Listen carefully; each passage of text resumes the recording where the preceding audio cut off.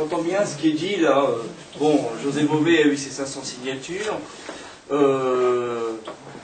ne viens pas troubler du tout parce que j'ai fait campagne avec certains et on se connaît, c'est pas du tout l'objet de mon intention. C'est que moi, la gauche, c'est quand même une gauche libérale là, qui se prépare et qu'on me dise qu'une fois que Ségolène sera élue, on pourra encore ramener un peu moins de libéralisme dans ce qui va se mettre en place.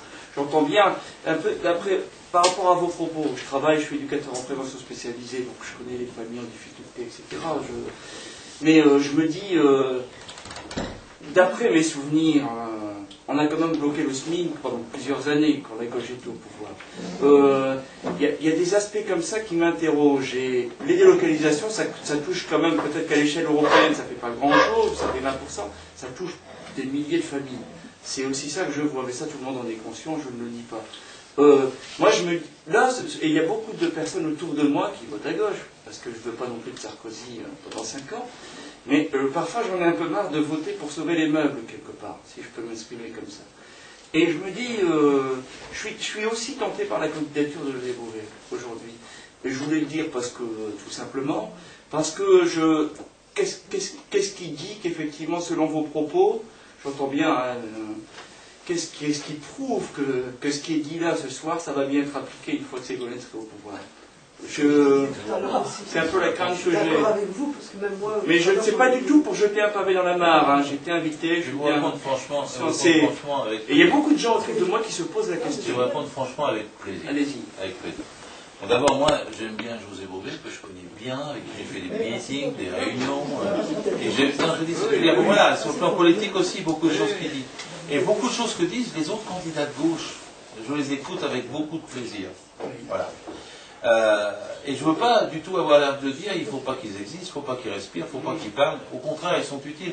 Et je pense qu'en dehors, les sondages, quand ils disent c'est 2%, 2%, il ne faut pas rigoler du tout, parce que le total, c'est quand même du 15%, et ça existe, ça, dans la gauche, à côté des socialistes. Et le cœur de la gauche, il est quelque part dans la gauche des socialistes, mais voilà, il y a toutes les nuances dans la gauche. Voilà. Ce que je veux dire là, c'est la chose suivante. Quand j'ai dit tout à l'heure, 5 minutes d'orgueil, 5 ans de malheur. En 2002, il y a eu beaucoup de socialistes qui ont voté pour Besancenot ou pour d'autres, en disant on va dire à Lionel Jospin qu'il faut qu'il infléchisse un peu à gauche. Ils n'avaient pas forcément tort, hein. C'est pas ça que je veux dire du tout. Le résultat, c'est qu'on est dans une élection binaire. C'est pas une élection où on exprime les sensibilités, parce que quand on les exprime, ça se retourne en boomerang. C'est ce qui est arrivé en 2002, et là, on ne peut pas perdre. Je le dis à tout le monde. Et c'est pas par manque de respect, ni pour Bové, ni pour Besancenot, ni autre chose. Et même s'ils n'ont que 1% des voix chacun, ou 1,5%, je ne dirais pas ils ont échoué, etc. Voilà, hein. Je dis seulement qu'il ne faut pas qu'il manque une voix. Si par malheur, avec les campagnes de presse qu'ils ont fait sur Bayrou, on avait le choix entre Bayrou et Sarkozy, je veux dire que tout ce que dit Bové, Besancenot, Buffet, tout ça, comme nous, on serait tous à l'eau. Voilà. Donc c'est pas pour faire un chantage, malheureusement il ne dépend pas de nous. C'est pas le PS hégémonique qui dit faites ça, votez utile, etc. C'est que malheureusement on est dans cette circonstance. Voilà. Si nous pouvions exprimer plus. On vient dans le cul. Ouais, non, voilà.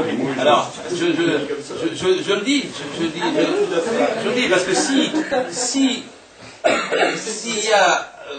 s'il y a 2, 3, 4, 5, 6, 7, 8% quand même, 4 fois 2, 8, 9, 10, comme ça, sur les 5 candidats de gauche, et qu'on rate à 1% la marche pour le deuxième tour, qu'est-ce qu'il en sortira pour toute la gauche, inclus Bové, nous, tout le monde. Il en sortira une claque terrible. Alors, il y a des gens à l'extrême gauche, je les respecte aussi, qui disent « Ah ben oui, ben comme ça, on se défendra, on aura la droite, ça sera plus clair. » C'est pas vrai. Avec Mme Thatcher, les gens ils en ont pris plein la tête, et après, même la gauche, elle est ressortie plus droitière qu'avant.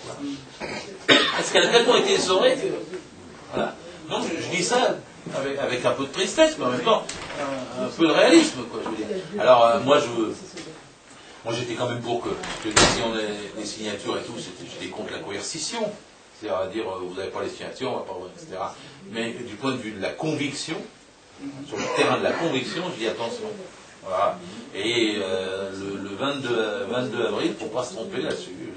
C'est la formule 5 minutes d'orgueil.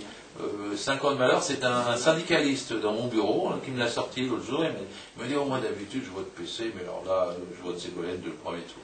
Ouais. Je pense que c'est beaucoup, c'est plus que de l'orgueil, c'est effectivement parce qu'ils ne croient plus, et il y en a quand même beaucoup dans mon entourage, des amis, ou même des gens que je rencontre, avec qui discutent avec moi en politique, qui ne croient plus à ce que propose le PS. Moi je crois il y a quand même un fort dilemme. On sent qu'il faut sauver les meubles quelque part, parce que de toute façon, on sent que Bayrou monte dans les sondages, on en fait ce qu'on veut.